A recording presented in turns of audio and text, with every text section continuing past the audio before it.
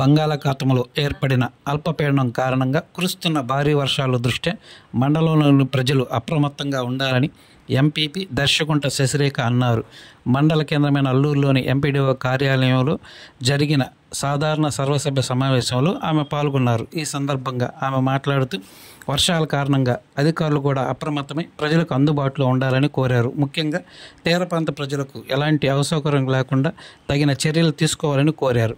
ఈ కార్యక్రమంలో ZPTC Venamma, vice MPP Surendra, MPDO Rajinikanth, deputy tahsildar Praveen, SI Srinivasulu Reddy పాల్గొన్నారు. పోలీసు అధికారులకు, అలాగే డిప్యూటీసీ గారికి, అలాగే గౌరవ ఎంపీటీసీలకు, గౌరవ సర్పంచ్లకు, మండల అధికారులకు, పంచాయతీ ప్రతి ఒక్క డిపార్ట్మెంట్ కూడా నా యొక్క హృదయపూర్వక ధన్యవాదాలు తెలియజేస్తున్నాను. ఇక్కడ విచ్చేసిన ప్రతి ఒక్కరికి కూడా ధన్యవాదాలు.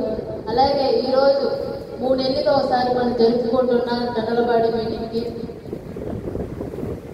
ఇంతవరకు చేసిన పనులు ఇప్పుడు మనకి ఎంతవరకు పెండింగ్స్ ఉన్నాయి, ఏమేమి ఎంతవరకు ఫండ్స్ రిలీజ్ అయింది, ఇంకా ఏమేమి పెండింగ్స్ ఉన్నాయి, ప్రతి ఒక్కరిని కూడా ప్రతి ఒక్క అధికారులు దాని గురించి వివరించి ప్రతి ఒక్క డీటెయిల్స్ వివరించాలి. అదేవిధంగా ఇప్పుడు మనకి వాతావరణం కూడా చాలా అనుకూలించట్లేదు. దాన్ని కూడా ఏ ఒక్క పంచాయతీలో ఉన్న డిపార్ట్మెంటు ప్రజలకి హెల్త్ ఇష్యూస్ కూడా రావడం జరుగుతుంది. దానికి మెడికల్ క్యాంప్ లేవని అవి కూడా నోట్ చేస్తున్నాను. అవి కూడా ఒక్క పంచాయతీలో కూడా దృష్టికి వస్తే మాకు రిపోర్ట్స్ బట్టి కరెంట్ తీగలు కూడా అవి ప్రాబ్లమ్స్ ఉన్నాయి.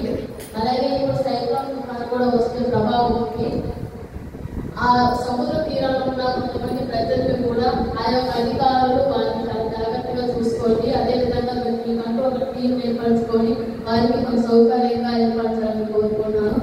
అలాగే ఇంకా విచ్చేసిన ప్రతి ఒక్కరు కూడా ధన్యవాదాలు తెలియజేస్తున్నాను. ఇంకా మండల అధికారులు కూడా కొన్ని వర్క్స్ కూడా పెండింగ్స్ ఉన్నాయి. అవి కూడా చాలా వీలైనంత వరకు పూర్తి చేయాలని కోరుకున్నాను. ఆల్మోస్ట్ అధికారులు పూర్తి కోరుకున్నాను.